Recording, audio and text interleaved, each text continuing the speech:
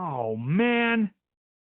Hey, Old Man on the Mat crew. This is Tony Jones coming at you with another great episode of Old Man on the Mat. And I know, you hear me say it all the time. I am fired up. But guys, I really am. I tell everyone that. I'm so excited when I go out and meet people on the street, at the grocery store, talking to everybody. Like, man, you're always smiling. Like, yeah, what are you going to be mad about, right? Life is good. But guys, with that today, I am fired up about a new guest coming on today. This guy, he's a black belt in Brazilian Jiu-Jitsu under Danny Dring. I like that name, Dring, out of Arkansas. He's the owner of All Heart Jiu Jitsu and MMA, and this guy has one of the fastest growing podcasts out there. Also, A.I.P. Anything is possible. So, guys, with that, let's hear the man, Ricky Pike. How you doing, brother? Good. How you doing today, man? I'm still kicking and screaming. That's it.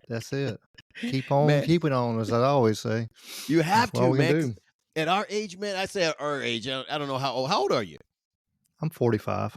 Oh, you're still a baby. I like to say that too. I'm around that same age. I keep holding on to 30. It's all who you talk to. That's right. It's all who you talk to. If you talk to certain people, you're old as dirt, and you talk to other people. And I used to rent some land a long time ago, and the guy, he was in his 80s, and he's like, "How old's your dad?" And I told him, and he was like, "Oh, he's just a baby." I'm like, okay, it's all in perspective, who you talk to, how old you are, It really is, man. It really is. And one thing I tell you, being in the martial arts for so many years, I've been in since I was 8, and I'm not going to tell you how old I am, but I started when I was 8 in different arts. But man, you feel good. And everyone says at this age, they always say that you don't look the age you are. I think it's just from getting beat up on the mats all day. It's part of it. I don't know if I let my beard grow out pretty good, I look kind of old, but it's, it is. It keeps you youthful, especially you're working with kids or young adults, and you keep on. It really does, and especially with the jiu-jitsu side, it's like I tell everybody that's the best workout. I remember years ago I was training doing an open mat, and this guy was there and had showed up, and he was a triathlete, and he quit on me. I was like, man, I got 10 years on you. How are you running? I was like, I'm tired. He's like, I'm tired. I'm like, this boy was ripped. He was, he was solid. And I'm over here. Wow. You had to and I'm love like, that. come on, man. I'm like, I got 10 years on you, and you're a triathlete, man. Come on. And it made me understand and appreciate, like, man, there's with the jiu-jitsu, how much you get, people don't understand, like, you can have like big muscles and stuff and everything, and there's some people that all they do there is kind of water weight, just kind of water muscle, because they're not actually strong. They're just big because that's all they want to be. They just want to look big, that's so they be cool. Right. And then you get somebody smaller and actually is stronger in there. They are, especially just usable power. Yeah. I say, because you can. But when you're pushing and pulling, all them little muscles that are connected to the big muscles, and when you get them strong, that just makes you so much stronger, just usable muscles, and and you can hold your own against a lot bigger people. Absolutely.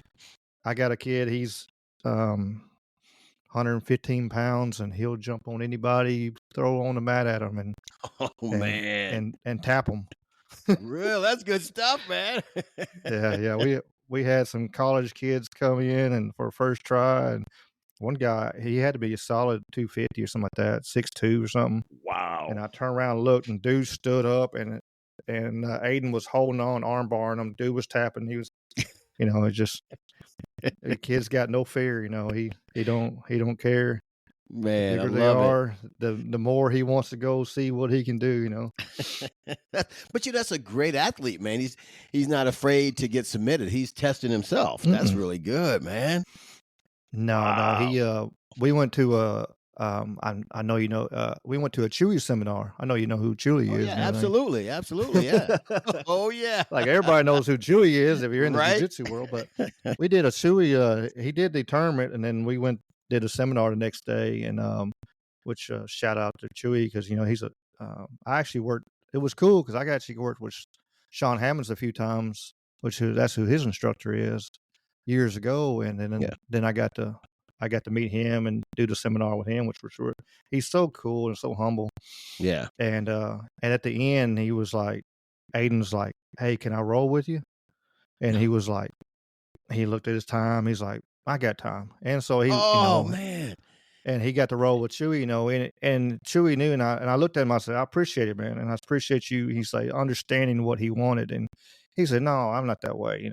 I say, I know some old school black belts. If a white belt come up and challenge you, is a challenge that they're going Oh, to hurt huge you no. because Exactly. yeah, yeah, Yeah. yeah. I know, and understand. He just wanted to learn and wanted to see. Okay, he knows there's levels in this stuff, and he Yeah. understands that. And there's lots of levels of this stuff, and especially Everywhere. when you get to black belt, it's just like it's it's even scary. It's like when you're coming up and like you get to blue belt, or you first get to blue belt, which is scary because Yeah. like you could be Yeah. a brand new blue belt and you could be going against a 5-year blue belt in a Right. tournament.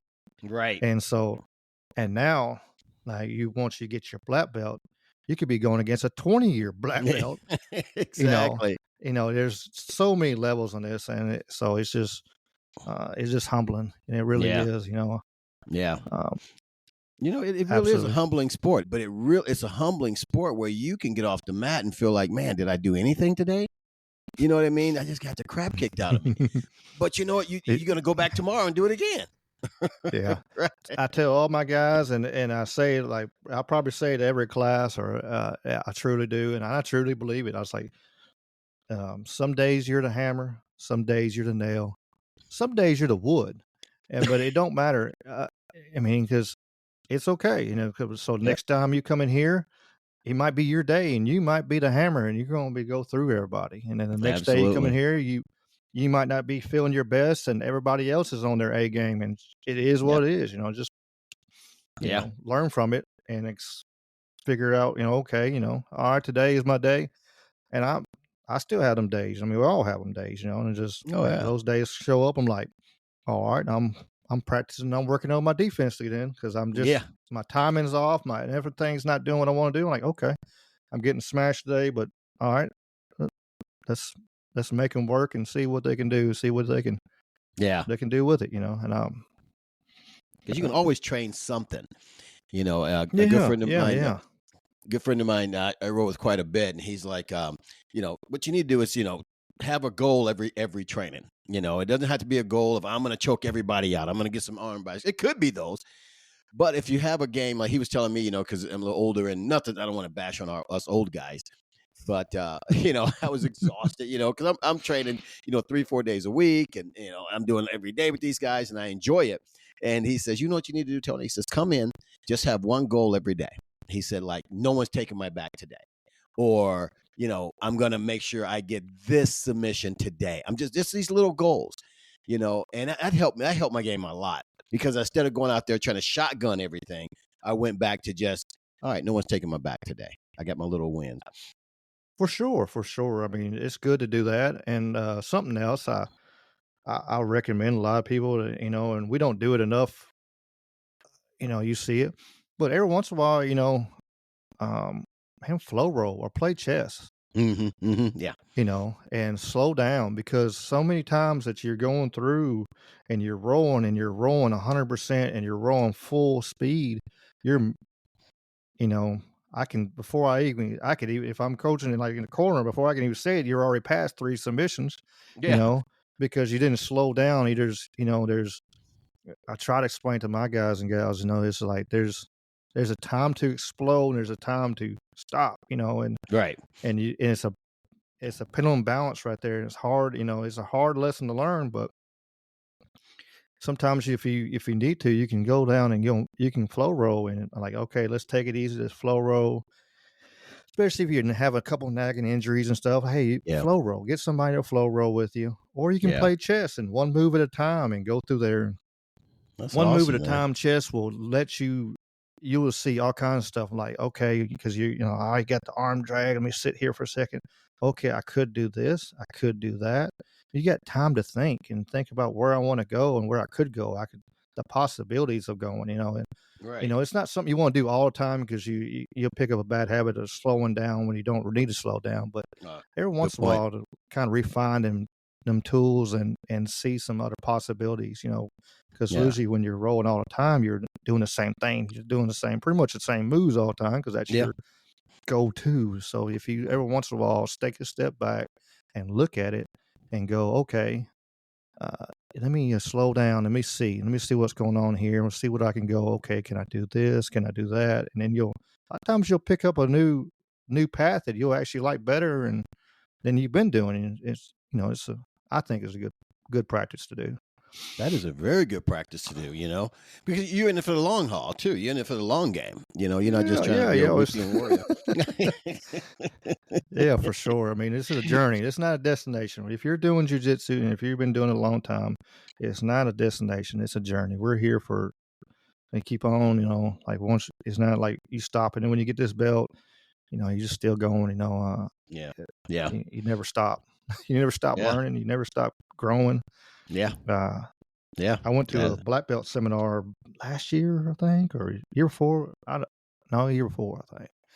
It wasn't long after I got my black belt and stuff, and then of course they're like Ricky, you're up here in the front with it was 17 black belts on the mat at the time, plus everybody else. Yeah. No, you're up here with us, Ricky. I'm like, no, I'm good at here. I'm okay, but it was pretty cool. It was kind of humbling, and see all them different black belts, and they all had a little tweak to something to add, and a little something I hadn't seen. And I'm like, I've been doing this for a long, long time, and now it's 16 years now, and it's like I always seen little tweaks, and so me personally, I always trying to keep my mind open and learn from everybody. It's I had a new student in, and he's a 7-year wrestler, which my original instructor, he was wrestling coach and not wrestling coach, but he wrestled in high school and college, and so he incorporated a lot of wrestling with our jiu-jitsu, and so I got a lot of pressure passing and stuff like that. So so I have a good gist of wrestling in my mind, but I didn't wrestle every day, Right. So somebody that's wrestled every day for like 7 years straight, I'm like, hey, they even come to him. And I was like, if you see a little detail, let me know. Cause I miss them. Yeah. I miss little details every once in a while. Cause I just do it and my guys are catching me like, what was that you just did, Ricky? I'm like, what? I'm like, okay. Let me go back through it again. And then I'll slow myself down. I'm like, oh, you're just doing this right here. And they're like, yeah. Okay. That's how you're getting to that position. So, or, the choke so much tighter or whatever. It's, because of muscle memory, we've been doing it like as long as we have. It's everything just kind of flows together, and you don't even think about some of the details. And absolutely, so, even I had to slow down and every once in a while, and which I got a good group of guys. They'll ask the questions, like, "Hey, wait a minute, there's something we're missing here." Yeah. Especially when we break off and partners, and I'm over here and I demonstrate on it. Like, wait a minute, that feels totally different. And I'm like, well, okay, well let's look at it, and let me look at what you're doing and what I'm doing, and we'll figure it out. And so it's pretty cool and all that. That is cool, man. How many students you have over there at your place out there in Mississippi? I like that. Senatobia, Mississippi. Yeah, we're just south of Memphis, and it's home of the King and barbecue and the blues, Ooh, get it. And murder. And murder. Hey, you're by Memphis, brother. Yeah, and murder. Right. We got probably all in all, let me think, probably it's 30 to 40 right now. I got a small school. Okay, yeah. That's a good bunch, man. Yeah. That's not small. If That's everybody a good bunch. showed up at one time, it'd be it might be a little tight. That's okay. But with the kids and adults, probably around there. So but we got a good group, and everybody, it's a great group. I want to say good. It's a great group because everybody wants to help each other. Like we had new people come in, and I got several guys. I'll turn around, look, and man, they're over there after we are like trained for an hour and a half, and then after that, they're over here just like, showing the new guy, hey, okay, you can do this and this, and they're helping them come along, and that's good. like Matt and Griff, I'll shout their names out because they do that a whole lot. Uh, so it's just everybody. It's like a big family, and everybody comes in. It's got the good. We we thrive and and pride ourselves on having a good just atmosphere. You know, Right. we got guys and go if you want to go 100%, but we got guys. If you go, hey, you could. We got guys will match your speed. Like, okay, I don't. Yeah. Some brand new. Which I tell like brand new guys, and we roll around. If they start going real fast, I'll speed up a little bit, but and then I'm looking, and he's like, they'll look at me, I'm like, that's well, you didn't like destroy me. I was like, well, what was the point of it? Right. What would be the point if I destroyed you from 1-on-1? Like, could I? Yeah, but would I gain anything out of that? No, because I've been doing this for 16 years. I just beat up some brand new kid off the street. I said, 2, I might lose a student because you might just beat your ego down so bad you might even think you can even do this. Exactly. So, exactly. I've seen that happen so many times over the years at different schools. I've been to or open mat or whatever, and see people like come in there and just they get the hell beat out of them, and it's like, well, I can't do this. No, you just they don't understand it. Hey, so I personally I like seeing what people are going to do anyway. So I'm going to put you in, like, I'm put in a bad position. I'm like, all right, what are you going to do with this? And see what they do. And then I'll defend that. And then I put myself in a bad, just to kind of see make sure, but as they grow, and they start getting better, I can't do that or they'll mess around and catch me. So, right. Exactly. but, you can't get till caught. they get, yeah. So they ease up, and as they ease up, I ease up, and see, because I believe if all you do is smash somebody through the mat every day, and all they get is smashed to the mat, when they actually get into a good position, they ain't gonna know what to do with it. Yeah. I'm like, oh, I'm getting a great position. Okay. Now what? Yeah, exactly. They just freeze. Yeah. I'd rather let people see and work, and I think that's better for progressing to me in my mind. But everybody's different. That's the beauty of it. The beauty of the sport. Everybody's a little different and learns different. Yeah. But everybody I've worked with and stuff over the years have really took well with how I relate to everything. That's cool. Now, are you a competition school or all around self defense, or this all around kind of thing? We got several. We got pro MMA fighters. We got boxers, kickboxers. Nice. We got. I've been lucky. Over the years, I've got to corner people from like bare-knuckle to boxing. I think I've done about 11 or 12 different states. Wow. Holy cow. And going around, traveling around the country, get to corner at some great, events, bare-knuckle boxing. I got to see Ben Rothwell's debut when he debuted in bare-knuckle and stuff. Really? I was there for that event and stuff like that. So I've been lucky and go around. I don't consider that luck. I consider that hard work puts you in those spots. So we do it all. We like to do the tournaments. We do super fights and stuff like that. Which I try to do. I haven't done it in a couple of years, but because I was scheduled a couple times. Yeah. But we had one. I was scheduled to do one out in Arkansas, and one of my guys' fight got swapped to the same day. So I called the promoter and I was like, look, I can't do this. Yeah. I'm like, it's not I'm going to have fun too, but I'm not going to take away from my students for me to have fun. I'm not selfish like that. Exactly. That's cool. I'm 45. You got nothing you try to prove. Yeah. I have nothing to prove. I'm going out there to have fun. But if I can't, if I split my school up of who they can go, or it's already going to be hard, I ain't gonna do that. So yeah, I get it. I get it, brother. Then the next one I was going to do, turn around. One of my guys had his last amateur fight at the same day. So I'm like, well, there went. I was like, well, there we go on that. Oh, well. And next time. next time. But That's Um, that's but I've had awesome, man. fun with them. I've done a few, and I won my last one, so hell, I done good there. Nice. What age were you then when you won that one? 43. Oh, okay. Still a baby. Yeah, yeah. Well, let me ask you this, because you've done a lot. Where did your journey start in martial arts? Did you start when you were a little kid? And I love the stories behind everyone because, did you have this defining moment that you got bullied or, you saw some kung fu theater or whatever it was? Where did your journey in martial arts start? Oh yeah, I mean, I've always loved martial art movies. I mean, Bruce Lee, and I got Bruce Lee on my wall here. I got Chuck Nice. Norris books behind me. Um,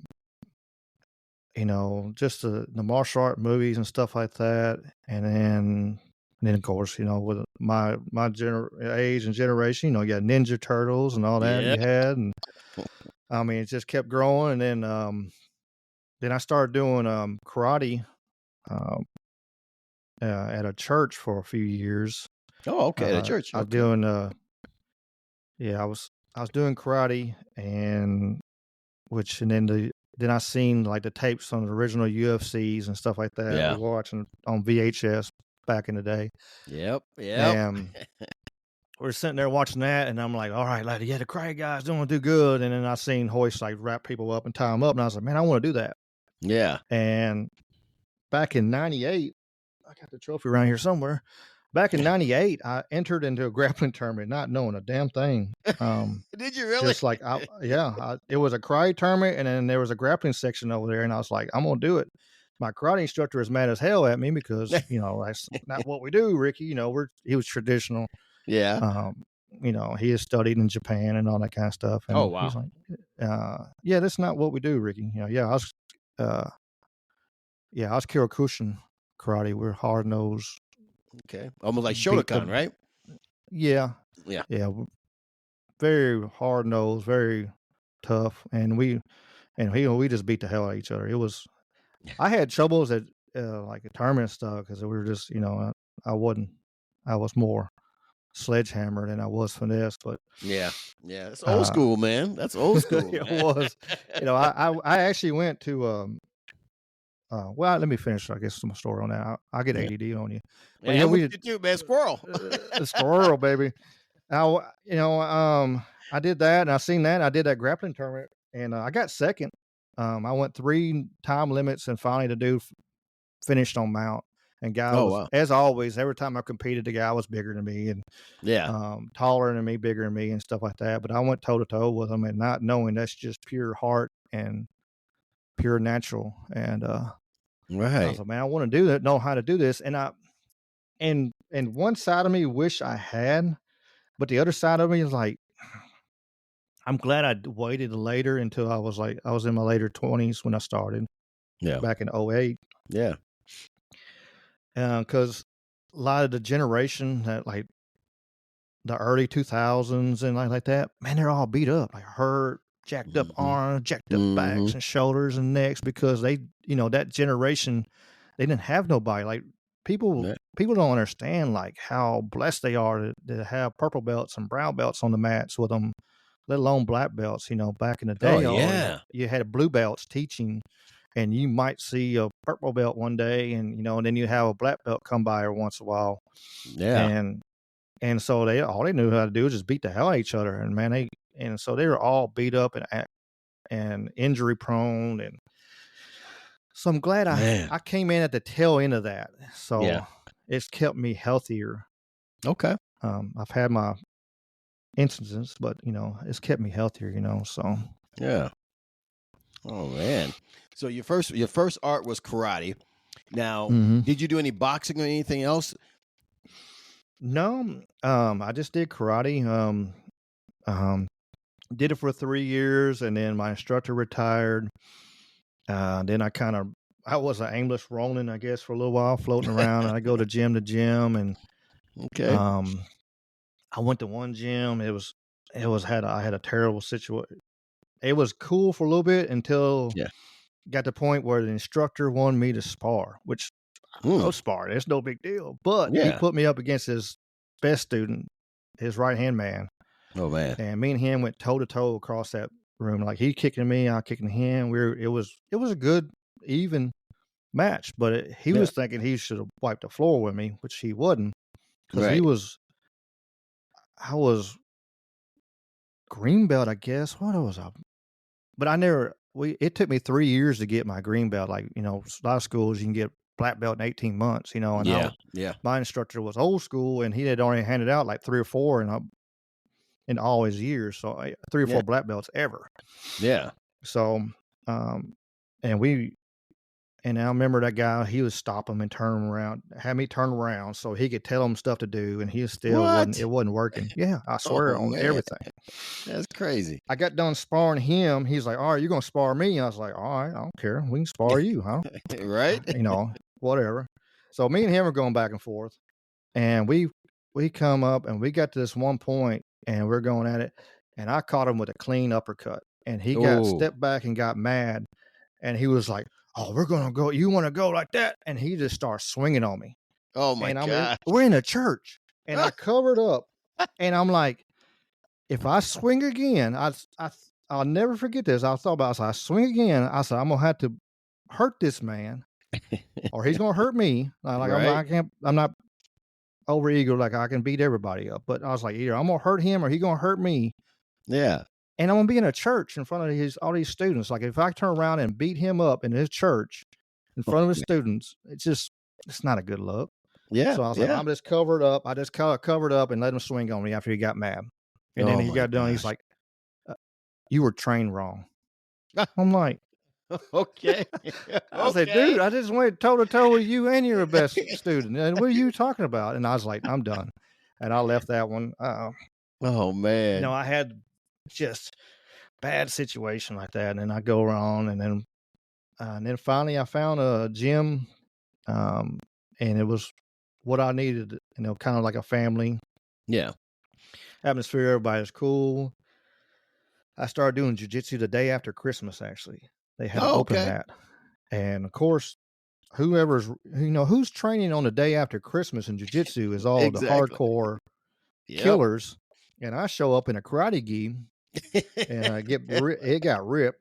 They're like lunch meat. Yeah, lunch meat. They beat me to death, and I was like, "Man, this is cool." I got beat up. I swear, that's my only thing on. I said, "This is cool." I got beat up. I said, "They can teach me something." Oh, man. And I pretty much never stopped. I had slow down periods and stuff like that, but we went in there, and I got my blue belt from Hoist Gracie. Oh, really? Cool. Holy cow! Yes, sir. Wow, congratulations on that. I got its signature and everything on my belt. Wow. It's about half faded, but it's still there. You can read it. Yeah. Got to work with Rodrigo Gracie some. He come in, do seminars. So, but yeah, and then this and that happened. But yeah, it was a hell of a journey. Man. So you went through a lot. You got to spend some time with some quality guys. What made you quality? I'm assuming, Yeah, I'm not. I guess I'm not bad. Huh? You're still alive, still on the mat, right? Yeah, I'm still on the mat, man. Right? Man, so does your family do it with you, or is just you? Just me. My brother actually, he started back after a while. He started doing judo and taekwondo again with the last couple of years. So he actually got back on the mats, but he's not doing jiu-jitsu with me or nothing like that. Of course, he lives about an hour away from me, so it'd be kind of hard. But gotcha. But yeah, he actually got back on the mats and stuff. I remember as a kid, he was doing taekwondo and I was doing karate, and we were over here kicking the devil out of each other. Yeah, and. Oh, man. For sure. It was, but it's like I said, it's been a hell of a journey, and I met some great, amazing people. And martial arts, I'm telling you, across the spectrum for the most part. I'm just saying the most part, because like yourself, old school stuff, training hard, everything else, but people are still the same all over the different arts, and it's so cool. You can meet some unique and very cool people. And I think it's so cool. No matter what style you do, if you talk to a true martial artist out there, you guys have a great conversation. I had a great conversation yesterday. I was going to see my chiro, and he was training a guy, great guy, little young Asian guy. And he was like, I heard you do martial arts. I said, oh, yeah, I'm like, whatever. And he said, oh, I did judo. So we're having a great time, about 10 or 15 minutes talking about judo. It was phenomenal. And I'm like, you got to crack my back. I got to go. But it's a unique. It's always amazing people when they hear like, you really do that? Like, you really? I want to do it. Well, we'll do it. We'll do it. Yeah. I mean, you're like, well, I'm too old. I'm like, my friend Wrecking Ralph started at 62 and he's 70 still doing it. So you can do it. Like, yeah, I like that. Wrecking Ralph. I like that name, man. Yeah, for a guy like that. His nickname is Wreck-It Ralph. He's a cool old dude. But he started at 62. Is he doing Brazilian Jiu-Jitsu? Okay. Yeah, in Jiu-Jitsu. Yeah. Jiu-Jitsu, and he competes. He travels all over the place and competes. He tests himself. He's losing going against guys 20, 30 years younger than him, but yeah, he don't give a shit. He's there. Excuse me, but he don't care. You can talk any way you want, brother. I've been trying to do right. He okay. He travels everywhere. He travels around and competes, and that's my number one go-to. Like, somebody says, man, I'm too old. And like, I said, Ralph at 70 competing. Grandmaster Elliott was in his 90s still rolling. Yeah. So, if you were right, that's the biggest thing, for an older person to get into it, or if you're older, like if you're in your 50s or 60s or whatever, the main thing is, you probably want to lean away from like the pure competition schools. Like, there's some schools and they're awesome and they're amazing, but they're probably not the school you need to go to, because all they're doing is they're killers on the mat, and all they want to do is just kill. They're just going 100% hardcore. Yeah. You need to find a place like mine. Really, it's got a balance. Yeah. If you roll with certain people, he's going to roll super hard. Like, you got people getting ready for a fight. Yeah. Okay. Yeah. He's going to roll a little harder or something. But it's still, they can turn around and they can turn it down. I got a heavyweight, and I swear to you, he can turn around. I can whatever child you got, I can put him with any child you want, and he can roll with them and play and sit there and be super nice. Yeah. And then I seen him take out a 280-pound Viking looking dude at the tournament, and just smash. Oh man. He has that switch. He has that ability. Big Dominic, and he has that ability. He's like, it's like 6 foot, 6'1", 235, but he has that switch, and he has that sponge. Like, I can show him something, he can apply it right away. But he can go both ways. He can go hard if you want him to go hard, or that's cool. If you want to go, if you want to play around and float around and stuff like that. Like I said, I can put a 10-year-old child with him, and the child get good work and not get hurt. That's cool. And so that's cool. That's really, if somebody's older, I recommend, like, go around to gyms and check them out. Take care, use that free class or whatever, and go check it out and see the vibe and see how the people are and how they act. And when you roll or something like that, and you see how people roll, because you're not there. If you're 55 or 60, you're not there to compete. You're there to, for fitness and have fun. And so you need that balance anyway. It's good to have that balance, and then have, for sure, I think, yeah, my opinion. Well, but everyone has a different opinion about it, and I think that's a good opinion. I really do, because at that certain age, like you just said, you're not there to compete. If you don't have nothing to prove, you're just trying to go in there and learn something new and stay in shape. And the downside of starting as old is that you can get injured pretty easily for the most part. If you're doing a lot of stuff. I mean, it depends on what you're doing out there in life. And doing Brazilian Jiu-Jitsu, if you find a good school to go to, you won't get injured. You won't get a lot of injuries, because Jiu-Jitsu is a very smooth art. You can find some people out there who's just cranking on everything. But at that age, I would encourage anybody to try Brazilian Jiu-Jitsu as opposed to a lot of the other contact sports. Just because if it's a good sport. I don't know. I'm not trying to hold the water just for Brazilian Jiu-Jitsu, but it's something that I started at an older age, and I enjoy it. you know. Yeah. And for sure, get somebody get out there and have fun. Like, but maybe, if jiu-jitsu's not it, you can do some Krav Maga, or then you can do, I've trained with some great Krav Maga. I've trained with judo. Like I said, I've been really blessed and lucky. I've got to train with judo black belts. I got launched across the room from one. He's Those are the best ones, right? Yeah. I don't know what I was thinking. My buddy Ryan, he's like a Secret Service agent and stuff. He's a bad son of a gun. And we were sparring, and for whatever reason, I like to. I'm on the shorter side. I won't lie. I'm just honest, because that's all I am. Like, I'm 5'7", like 165 pounds. So I like dirty boxing. I like inside. Yeah. I got long arms, but I still like that. Just that. Okay, I'm gonna beat your body up and take that gas tank out. And so, exactly. and I still do this that day. But I would come in. I came on him one of the times, and he launched me across the room. And I'm like, man. And I jumped up and right back in there and went back at it again. He launched me across the room again. It was just like, I was like, man. And I jumped back up, and I'm like, all right, let me use a little more length here. Don't lock with this guy. Let me use my long arms. Don't try to do. I'm like, but yeah, it's,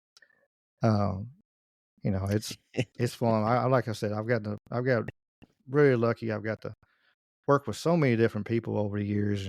Professional boxers that had belts, and so I tell everybody, I was like, I stole stuff from everybody. I stole pieces of everybody. There you go. And because just to make it your own. Just like Bruce Lee said, take what's useful, what works for you, and throw away the rest. And that's right. That's right. Phenomenal, man. But you that's that old school martial arts spirit. It really is, man. You've been around for a while, so you've seen it all. For the most part, man. Now, what was your most? How do I say this? I like to ask this question. What was your most funnest, martial arts or experience in martial arts that said, you know what? I am glad I'm here. Was it the getting launched across the room? Or this was my life. I'm gonna be in martial arts. It's got to have a defining moment. I say a few. I say one was, for me, for coaching wise, just for instance, I've had so many come up to me and thanking me. I'm in a small community, and like they really had never had this here in the community. They've had like Taekwondo places, but being able to do everything like we do, they didn't have it. They didn't have that kind of avenue. So, and like we had a young man the other day, and like his second class, after we got done with his second class, he come run over there and gave me a hug and then left. And I'm like, it was just like, okay. This is, it's cool moment of like, just showing appreciation, and just seeing that. And when I did compete, I'll have to send you my last match, because when I compete, for the ones that know me, I wear a Ric Flair robe going out to the Do you really? The mat. Yes, I'll come out to the Ric Flair music. No way. And I love it. I've done it Submission Hunter. I've done it Summit. It's I have fun. I'm like I'm in my 40s. I'm here to have fun. Yeah. And I'm a big wrestling fan. I always, so yeah, I come out there, and that's one of the moments that's just like it's having fun, because I'm over here and I'm walking along, and you hear the crowd hooing at me. Yeah. And then I hoo back at them, and just and it was funny, because after I won my last match, and Nathan Kirby, he was the announcer that day. He's got his own The Rock MMA, I think, out in Arkansas. Okay. And cool dude, big old huge guy, but he's good as gold. And he was like, Ricky, I need a little more enthusiasm, a little more spunk when you come out. And I said, well, I'll see what I could do. But of course, he was kidding with me, and it's about having fun, hearing that kind of stuff, and having people support, and just I don't know, I just love it. I moved closer to where I'm teaching at, and I bought a house closer to where I was teaching at. Oh, really? Okay. They make it easier Yeah, I live like 3 blocks from my gym now. Nice. So some days I ride my bike. I'm not doing it right now. It's too cold. Y'all finally got some cold down there. You don't know what to do Yeah. you? Yeah, hell with this cold. Oh Hell with the man. cold. Yeah. At least we're not snowed in like Florida and Louisiana though. That's crazy as I know, isn't that insane? I it's saw a video insane. of somebody doing this was in Florida, driving around with guys on the back of the truck tossing salt. So, but it was just funny to see it in Florida. You know what I mean? It was like nothing on the ground, and they're tossing salt. I'm like, oh geez, Oh, I'm in Illinois, so it's snow all the time out here by Chicago, man. Ugh, it yeah, I sucks. bet. Yeah, Oh, I've been up there during the winter. Around there and around Grand Rapids in Michigan and stuff, that lake, man, oh that man. wind off them lakes. Ooh, God. the UP. Oh my gosh, man, it's cold. It is cold, That's brother. why I live in the South. I don't blame you. You know, I've been saying I'm moving south for years, What and I still don't move yet. I don't know why I'm still up here. I you see nobody retires and move up north. Let's put it Right? that way. Exactly. Nobody Exactly. retires and move up north. It's Uh, uh it's cheaper. The cost yeah, of living is so much lower, and absolutely. we do have People to are deal with some nicer, humidity during the summer though. But brother. that I'll take winter, that all day long over cold. I would take the humidity like it's nothing. yeah, me too. I don't know. I gotta have 4 or 5 layers on, and I just hate the cold. I really do. Oh man, I'm with you, man. I hate it with a passion, man. I got a friend come in town, and you heard of the bean, right? The big bean. I don't know why we're famous about this big silver bean in Chicago. It's a statue thing, and she Hmm. comes into town. She's, oh, I can't wait to go see the bean. I said, listen, I'll show you where the train is. You can go there yourself. I'm not going. It's too cold. By the bean. She said, you put me on the train by myself in Chicago. I said, in a heartbeat. I'll come meet you at the train station when you get back, man. Oh man. Well, let me ask you, because you're out there by, like you said, by Memphis. Is with the crime rate as high as Memphis, do you get a lot of students that come in, or a lot of women come in for self-defense and things like that? We have some, of course. Yeah. And there's a lot of gyms in Memphis that that's what they do. Lots of self defense, and there's lots of gyms in Memphis for that. Mhm. In the heart of Memphis. So we have some that come in for self defense. I brought in a friend of mine who's um, black belt and Krav Maga and stuff like that, and brown belt in jiu-jitsu, and brought her down to do a women's self-defense seminar a while back, Oh, for cool. the ladies in the area. So we're trying to think about it. We don't have, we're, you know, so much better off than up there. It's chaos. Yeah. It's chaos up there. I know Chicago ain't fun, but it's also so much bigger. That's true. And It's it's much got bigger, them so it's little, spread out. yeah, but it's still got them neighborhoods. Like you don't go through that one there. Oh, They get their own little absolutely. area, which Memphis don't. There's certain areas you just don't need to. And Yeah. Memphis is wild because you can drive 2 blocks and it looks like war zone in Baghdad, and then you go about 2 more blocks and there's $500,000 homes there, and they're all nice and pretty, and Wow. it's just, um, it's crazy. It's a pretty city when in the pretty parts, and it's been it's been rough. It's been run really bad, and Yeah. it's letting people go buck wild around there. Man. I just couldn't. I don't know. I think we had a family reunion one to meet in Memphis, and I didn't go. But I just, ugh. I'm like, why are y'all going to Memphis? Yeah. You can go anywhere, man. I wouldn't go out there. Ugh. Graceland, man. I gotta go see Graceland. I gotta see where the hell Hey, Elvis was, man. hey, that's what the internet's for. You can I've never Google it. been there. I used to live right down the street from it. I still haven't been inside Graceland. Are you And I used serious? to Never live. been to Graceland? I drove by it I and thought it was a waved at it. requirement for y'all to live down there. You had to No, go to no. Graceland. A lot of people down here haven't gone to Graceland. It's all tourists. I Well, swear. absolutely. I seriously, I live 5 minutes from Graceland. I used to, right there in Whitehaven. You're like, And nope, don't need to go. I was like, no urge. I'm like, okay, whatever. It Well, is why you what it want to is. go But anyway? everybody flying around the world to come over here and see Graceland. I'm like, it's there's plenty of other places around Memphis. There's all kinds of cool places. We got the botanical gardens, and we got Oh, that's nice. another museum and all kinds of cool other stuff to go see than Now, you guys Graceland. think you have the best barbecue down there? Yeah. Simple as that. Yeah. Well, what makes this? I'm an eater. I love to eat. I look at different areas by their food. So when I go visit somewhere, I'm always want to try their food. Now, I've been to Tennessee a bunch of times and stuff, and that's where I want to retire, but not Memphis. I'm on Gatlinburg No, area. no. Go out east. Yeah, that's what I'm saying. So, what's the difference in your barbecue than everybody? I know this has nothing to do with martial arts, but that's okay. It's about life anyway. The podcast's all about life. So, what makes the Memphis barbecue or that area barbecue better than anywhere else? It's so much competition for one. It's just, I think, just the style, the smoke, the sauces and everything.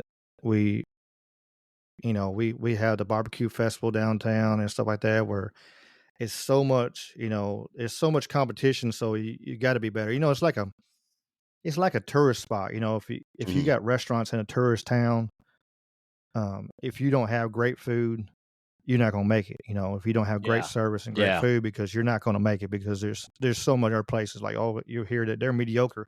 Well, I didn't travel 4 hours to eat mediocre. I'm over here. I want the best. And we have, and I'm going to be honest, and don't go to Rendezvous. Rendezvous ain't the best in Memphis. Rendezvous is not the best. Rendezvous on, like, you hear people talk about Rendezvous, and they get the name. They're higher in sin for one. Okay. But it's not worth the price. It's really not. There's plenty of other places around Memphis you can eat a lot better barbecue and not deal with the name shock value in there. We got Central Barbecue, great barbecue. Corky's barbecue is really good. There's so many places. Corky's is a franchise, though, right? Corky's is a franchise. They we got then we got like Gus's Chicken and stuff like that. Actually, truly, if you if you go around Memphis, I mean, I've been. There's a lot of gas stations in Memphis that's got better food in a lot of places I've been around the country. Really? Holy gas station. Yes. Wow. Put you. They'll fix you a plate that'll put you to sleep.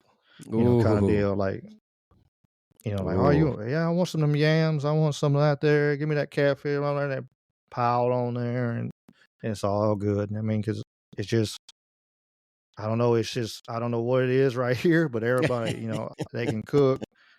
That's cool. They can cook good, and we got the music, and man. See, that makes me want to do a drive-by down there. Just a drive-by, grab some food, listen to music. Memphis is good to visit. Yeah, Memphis is good to visit. Well, watch your ass. Don't leave nothing in your seats. Don't let nobody can see nothing, because I lived in Midtown, and I had a jacket in my damn seat, and somebody reached up and grabbed the top of my door and bent my door open and reached in there, unlocked it, and stole my jacket. Oh, and, man, they'll take anything. Holy cow. And I drove, and I figured it was a homeless. I feel bad about this, kind of, in a way. But I was so mad about it. I jumped on my bike and I started driving around, and they had I went all the way to the downtown, and they had some people preaching to the homeless people, and I'm riding around the homeless people, like circling them, looking around, see if I can see my jacket. Yeah. I guess I was gonna get out and beat the hell out of them. I just had ill intent in my heart that day. I was just mad. And I remember I came back home to my apartment, and there's a homeless guy outside, and he was like, I knew he didn't take it. He was cool. He was one of the ones I talked to all the time. And he said, "Man, where's your jacket? It's cold out here." I said, "Somebody stole it." He's like, "Damn." And I was like, "Yeah, damn." So he wasn't wearing your jacket, was he? No, he didn't have my jacket on. I would have hurt him that day if I. Right. But that was my buddy, man. That guy, that dude right there. I'm a buddy, but man, that guy he come by me one day, and just on a random story here, but he come by and asked me, my friend of mine, and we're sitting there, we're standing out there on the sidewalk talking. And he come by and asked us for a lighter. And I was like, "Man, we don't smoke. We don't do nothing like that." So he's like, "Well," and he started talking to us.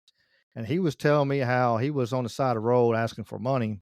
And the guy pulled over and asked him, he said, "What do you want to do with it?" And he said he wanted to get messed up with it.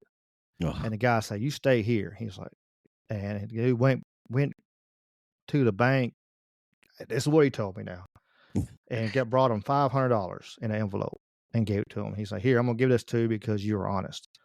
And he said it was around Christmas time. He said, "Man, I went and got my mom. I got my mom a Christmas present." And he said, "Then I messed the rest of it off." I said, "Well, at least you took care of your mama. At the end of the day, you took care of your mama." He's like, "Yeah, I took care of mama." And I was like, he's just wondering why, because I don't know. I'm blessed with the aura, I guess you'd say, or whatever. Yeah, People can yeah. talk to me and just reach You got out and that just. personality. I Yeah. got my personality, and people can talk to me, and so it's blessing and a curse, maybe. But but he sure told that crazy story, man. I was like, okay, bud, All sounds right. How good. you doing? All right, man. See you later. See you later. Don't Oh, don't man. don't break into my shit. Right. Right. See, that stuff I had just concerns me, man. Because I tell you, I understand murder. That's that sounds crazy. I don't mean I condone it, but I can see when someone murders somebody. That's a personal thing. But it just bothers me when someone thinks they can just take what you've worked for. You know what I mean? That gets under my skin. I would have rolled around right there with you too, looking for your jacket. We'll go find this jacket, man. And I went to the police department and filed a police report, and they're like, I was like, look, they got fingerprints all over this damn thing. I haven't washed it. Look, he's like, we wouldn't get nothing off that. I said, do what? He said, do you really want to file a police report? Ain't nothing going to happen. I was like, yeah, I want your effing numbers to go down, buddy. I don't care. You're going to do your job today with me, and you're going to file this report. I don't care what you say. And he just kind of looked at me sideways, and I guess he filed it. I don't know. I never heard nothing, but You never got that jacket. Which I knew I wouldn't, but yeah. But I was like, I was like, man, it made me think, like, how many people actually have them say that to them and go, you're right, and leave. Well, how many people just don't even file? So, I mean, yeah, you can look at crime numbers. They're you probably add 10% on top of all that, because the ones that don't even report or get discouraged to report. It's sad to think it's even worse than it really is. It already is. Oh, absolutely, man. The numbers are crazy. Like you said, some people just won't file, won't report, won't do anything because they don't think anything's going to happen. It's a sad state, man. Sad. They're right, but they ain't wrong. I know out here in Chicago area, man. Fend for yourself, my friend. Fend for yourself. Like you said, be careful where you go. Be smart about your movements. Head on a swivel. The whole thing. Oh yeah, I watch everywhere I'm going. I'm sure some people look at me kind of crazy sometimes, but wherever I'm at, I'm just kind of looking around, just people watching and seeing like mannerisms, especially at a place I haven't been or a lot of crowd people. I'll look back and I'll watch, body energy and body, how they're moving around and just, everything. Just kind of watching my back because, I've been to some terrible places here in Memphis over the years, and especially in my early 20s, I was raising a little hell. So, you probably would want to cause the trouble. I might have been. I can't, put myself, That's right. Can't incriminate yourself. Yeah. Well, let me ask you: Do you carry weapons and stuff? Your guns, knives with you? Do you carry? To be honest, no. Oh, really? Oh man, I'm surprised. I carry all the time. I don't blame you. I don't blame you. Most of my friends do. I don't. I just don't. Are you into guns and stuff like that? I don't know. I just, I just go where I want to go, though. I don't let nothing stop me. Yeah, I get that. COVID didn't stop me. Oh, that's a whole other story. Yeah, I didn't stop going nowhere there and either. Hell, exactly. When they shut all the gyms and stuff. Of course, it was better down here, but it wasn't great. Yeah. But, hell, I had some mats in my garage, and hell, we just rolled in my mats in the garage, and we did head movement underneath my volleyball net, and oh, that's cool. Yeah, I had tire, and so everybody just came to my house. I remember my old boss; he got mad at me because he saw like a picture I'd posted on Snapchat. One of my coworkers ratted on me, And I won't say no names, but I know who it was, but that's okay. But That's okay. he come up to me and he said, "Man, you're around all them people, blah blah blah blah." And I'm like, "Look, these are people I roll with every day. And we're within 2 inches of each other's face." I was like, "Be honest, if they got something, I guess I probably did too, already Right? beforehand. So Right. as long as we keep it in our same little clique right here, we should be okay." Oh, And he yeah. kind of like he stopped and paused. I'm like, when you're fighting, grappling, and punch each Oh, other all the man. time, I mean, like, it was sad. Like so many people, losing, not be able to go train Yeah. and They need that outlet. People need that it, outlet, they do, And everybody, I know before, before I was coaching or whatever, like if I was working a lot and I couldn't get to the gym, man, I get angry and want to fight everybody. And, it's just like, you need that avenue to blow off steam. And, absolutely. I got one of my guys, I was telling somebody else about it the other day. I was on a friend's live. And he's like, "Come on here, Ricky." I was like, "All right." So I popped on there and we were just talking. And man, he come in one day and it was like jiu-jitsu day, but he got on the punching bag and he was beating the hell out of that thing for about 5 man. minutes. And He was he turned around, he frustrated. stopped. Yeah, he stopped. And I was like, "You feel better?" And he's like, "Yeah, I feel better now." I said, "That's good." And you need that. You need that. Yeah. You need to be able to use that negative energy. That's the beauty of martial arts. You can take negative energy and turn it into a positive instead of just turning it negative into more negative and maybe Right. doing bad things. Let's take that negative energy and turn it into a positive and and make it, use that energy. You can if you need to go lift weights, Yeah.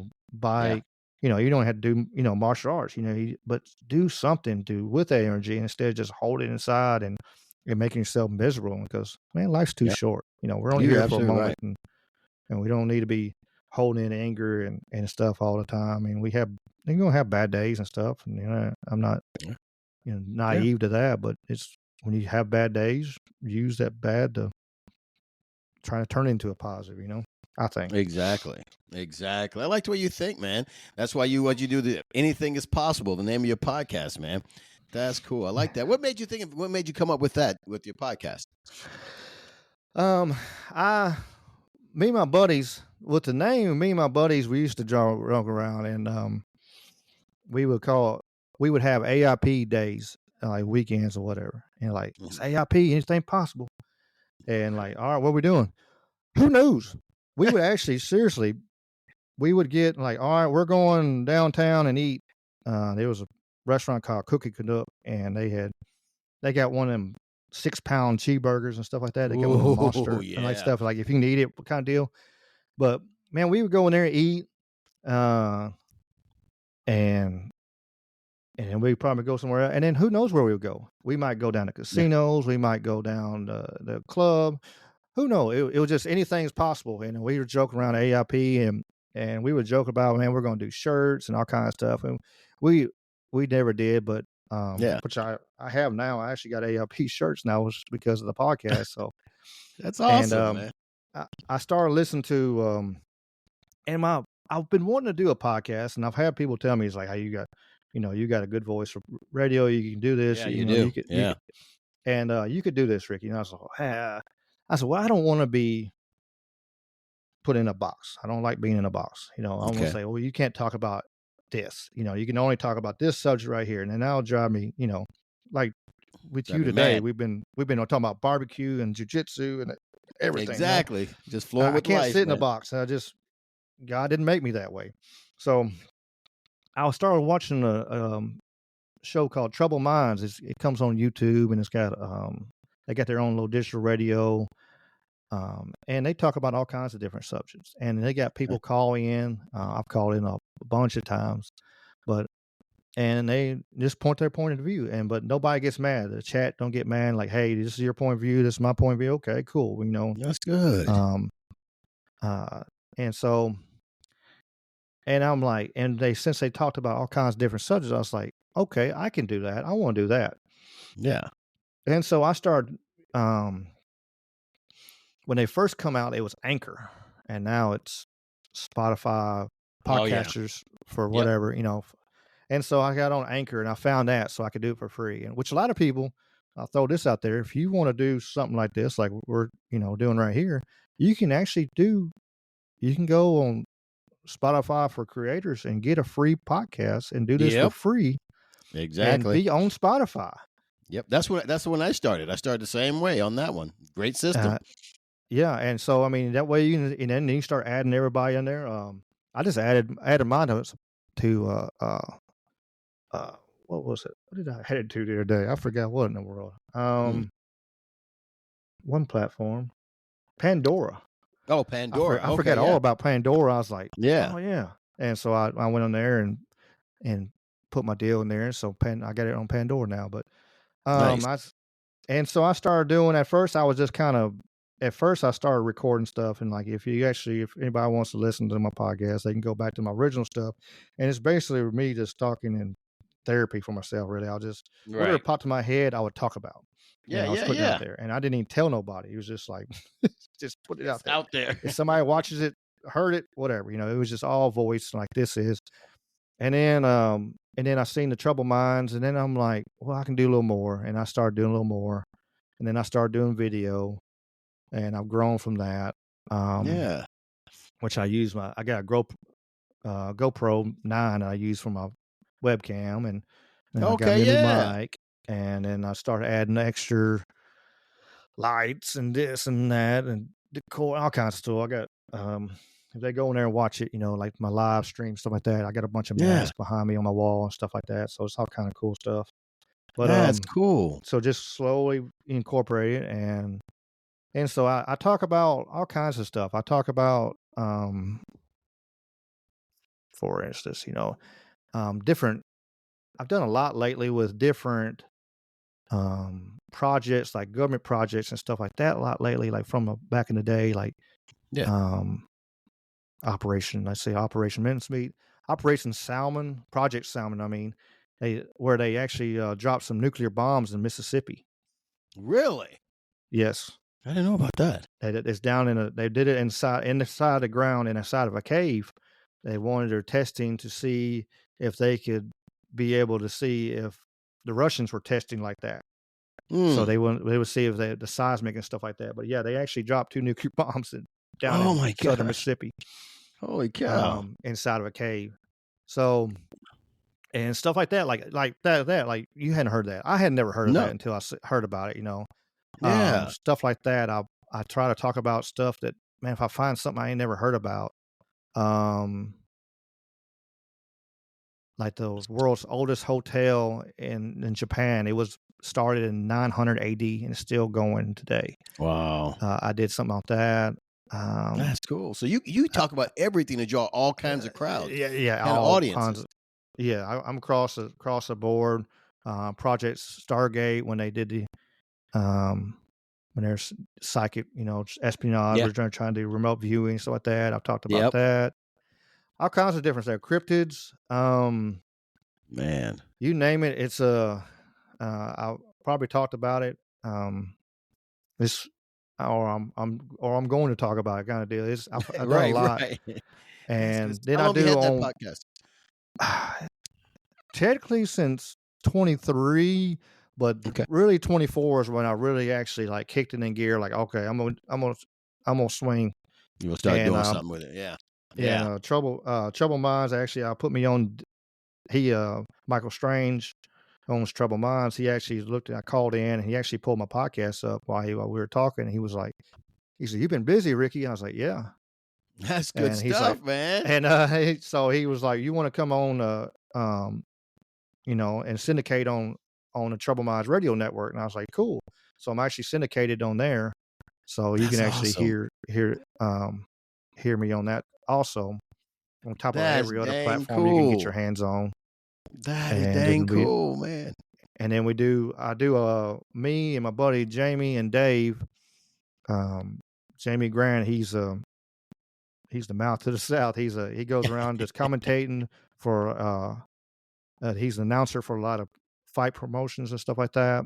Yeah. And does a lot of other cool stuff. And my buddy Dave, he called me one day and he's like, "Can I be a guest? How are you vetting?" I was like, "Man, I don't vet nobody. I ain't Joe Rogan." There you go. On. You want to come talk on about in. something? Let's talk. Yeah, and I'm with he you the came on same there and way. he hadn't left, it's but we go live every Wednesday and we talk about it's been a lot of political stuff lately and Yeah. because of the times and everything, but um, like last That's night we were cool. talking about the Stargate project where they want to do all that AI stuff Yeah. and all Yeah. that That's going to crazy be stuff, huge, but man. it's Invest in scary, it. It's scary, but invest in it. scary as dog shit, but Man, really is. It's you start very really scary. digging and think about it.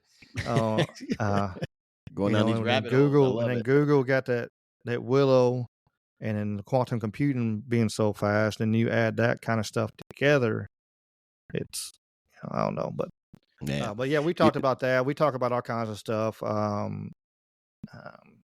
our live feed. We're real chat interactive on our live feed. So if you actually pop up in the chat, I'll answer questions, or Dave or Jamie will, or if you make a comment or something like that, or I'll read it out loud, kind of deal. Just we talk back and forth the chat. The chat's really cool. That's We got cool, several man. just coming back every week, and so it's slowly growing. I think some of my content kind of hindering some of my growth, but You got to put out what your heart tells you to put out. YouTube gets mad sometimes at me, but they'll be I okay. know. See those little red flashes. I'm like, they got me again. Yeah, they got me on I think I got till March on this last little strike, so I'll be all right. But You'll live. You'll live. If you're not getting strikes, you ain't doing nothing right, brother. yeah, that's it. That's it. Oh, brother, this has been awesome, Ricky. I tell you, man, I appreciate you more than you know, man. I've been looking forward to this and to hearing all the stuff you're doing out there, man, at your old age. Yeah, right. But man, this has been awesome, brother. Before we get you out of here, man, because I know you're busy out there. Shoot out all your social media where they can find you for your martial arts, for your podcast. Shoot it all out so everybody can reach you. Okay. I mean, I appreciate you having me on. I like I said, I enjoy doing these. I've done a couple others like for jiu-jitsu wise because I love talking jiu-jitsu. If you get an old head like us and talking jiu-jitsu, we'll talk all day about it. And Yep. just so it's been fun. Social media for the gym is All Heart Jiu-Jitsu. You can see it on Facebook and Instagram. We're on both of those. I try to post on the Instagram. I don't do as well for most part. I get it on there. Yeah. Some, but I got the app trying to do most of that. The podcast, I'm on just about everything. I got a Twitter, X, whatever you want to call it. Spotify, Apple. Wherever you like your podcast to be, I'm pretty much there. And what I always say on the show is like, if I'm not there, you let me know and I'll figure it out. Because I've taught myself how to do all this. I've taught myself how to video edit. I've taught myself how to, doing the how to edit, make the thumbnails and stuff like that, and just Oh, that's trial and awesome. error and Yeah, same here, just brother. Everything just been learning process, which is fun. I like it. That's the beauty of it. You can learn and on Facebook. I go live on Facebook every Wednesday too. I actually go live on Facebook, Twitch, Okay. Kick. I'm trying to think what else I got so much. That's good though, man. I mean, like I said, That's a I'm good on problem to have. Pandora, all of them. Like, there's so many I got on. So, just trying to get the reach out there and hoping people, take to the content because a lot of people have, and everybody who's got to listen to it, a lot of them took very well to it because, because subjects like, like the Project Salmon, like you never heard of, like a lot of stuff I've never heard of before until I started doing research and then going down those rabbit holes, you find a lot. Yeah, you start of going down the out rabbit there. holes. It's wild, and I got my little notepad on my computer with tabs with more shows and more ideas, and then on Mondays I drop off shorts. So every Monday I got shorts I pop up, and so it's just sometimes like content like it's not big enough for me to do a full episode or something or like stuff like that. Yeah. But like which it hadn't come out yet, which I'll tease this one, like Operation Sea Spray. I did one on that on my short. It's where the U.S. Navy sprayed bacteria all over San Francisco and got a bunch of people sick and one person killed because they were trying to test to see, they, yeah, it was terrible. Wow. You find And a lot of stuff, man. You gotta listen to that podcast, man. That's so sad. People gotta it's listen to you. wild stuff, like, crazy stuff like that. And then I'll do shorts on there, of course, of like clippets from the live feed. We'll do that too, Oh paranormal yeah. stuff. I've gone on a bunch of paranormal shows and stuff like that. I'm interested in, I don't do no ghost hunting and nothing like that. I don't mess. You're not gonna They be don't out there mess in with the me. I woods. don't mess with them. But That's right. I got a bunch of wild, crazy stories, to tell on that too. So I've I told them love a that few kind of times. stuff, man. I And love I've paranormal told some stuff, man. crazy. I told some crazy stuff like we were at me and my parents are at Shiloh, Tennessee, and for the ones that don't know, it was a big Civil War battlefield. I had like over 23,000 people die there. Oh They're wow. all in this one little field, and they said it was terrible because there was no wind that day, so all the cannon fire smoke and stuff was just didn't go nowhere, so you couldn't see, and it was just horrendous hearing it, And I did do a podcast. I did record a thing on that and was talking about, man, just especially just that brother versus brother, man. We don't need that. Yeah. We don't need that kind of thing to happen again because it's terrible. Letting stuff that you really can't control separate you, and like all this political Absolutely, stuff. man. All this Absolutely. political stuff. You people losing family members. I don't want to talk to them no more because this, like, come on, man, Yeah. y'all But that's y'all their plan. getting That's their plan to divide us, that man. is the divide and conquer, man. And that's That's it. right, my brother. And That's right, brother. so, All right, cool.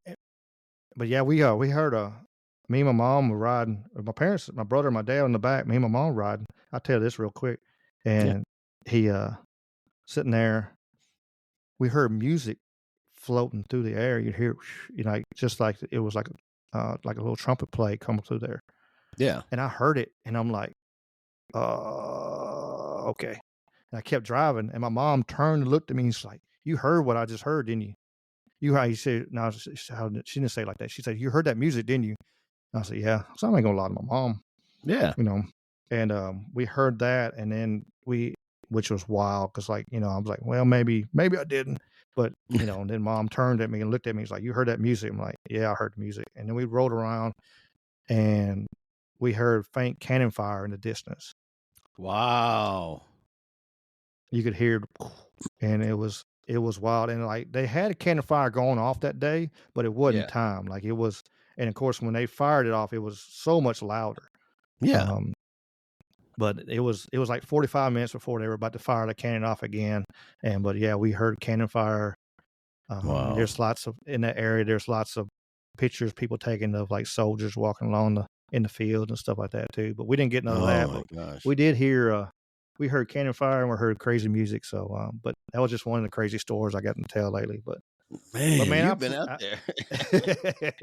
I'm interested in everything, man. Just wild information and knowledge and whatever make me, just bring it on. I'm with you. We can't grow without it, my friend. We cannot grow without it.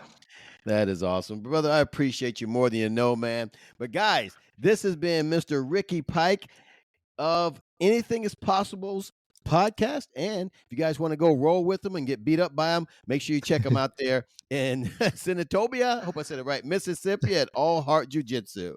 Did I say that name right, brother? That's it. Yeah, come on down. We all come, all we ask is just a good attitude and wanting to learn and we're there to help anybody. And I had some guys call me the other day, last Saturday, out of the blue, and from Utah. But they were in town, and they called and say, hey, coach, I never met him before. I never talked to him a day in my life. And he called me. Yeah. He said, "Hey, can you open up for us?" And I was like, "Yeah, sure. Why not?" So I went up there and opened up for them and got to show them a few things. Kind of blew their mind, a couple of things they had never seen before. It was fun. And that's awesome. So yeah, if y'all want to come roll and stuff like that, we got a great group, and if you're not, that's okay. If you're not in the area, you can't, that's cool. You just go find you a home and do this. It'll change your life and make you better. It'll make you healthier. I got guys that, Aaron started at about 280 pounds, 260, somewhere around there, and he's walking around like 180 now. Oh, And wow. yeah, we've a lot of people has like helped a lot of people get, drop a lot of weight and stay healthy. I'm 45 and 160 pounds. All right. Most people my age, got bellies out to, Yeah. way out there. They can't see parts of their anatomy anymore because their belly out there. There you got Dicky Do disease. They can't see it no more. That's it. Their stomach sticks out. It happens. Life sticks up on you if you don't, pay attention and you just keep on stuff. I'm gonna go another day. Tomorrow I'm gonna do it. Tomorrow never comes. You gotta Tomorrow do it. never comes, brother. You gotta just say, "F it, come on," and that's right. Embrace the journey and get healthy. That's right. For you and your family. Exactly. For you and your family. What I love it was one of the new shirts we have out now that says, "Yes, it sucks. Do it anyway." That's it. That's it, brother. But hey, man, you try to stay warm down there, and we're gonna continue to freeze up here. But I gotta come to where it's warm, man. I gotta come to Memphis just to drive through and try some of that different barbecue, my brother. Man, come on through, and hell, you down this way? Come on through and get some rolls in, man. I definitely will, my friend. But hey, man, we're gonna let you get out of here. Appreciate you, man. Take care of yourself out there, and we'll talk soon, brother. Yes, sir. Be good. All right, take care. Bye-bye.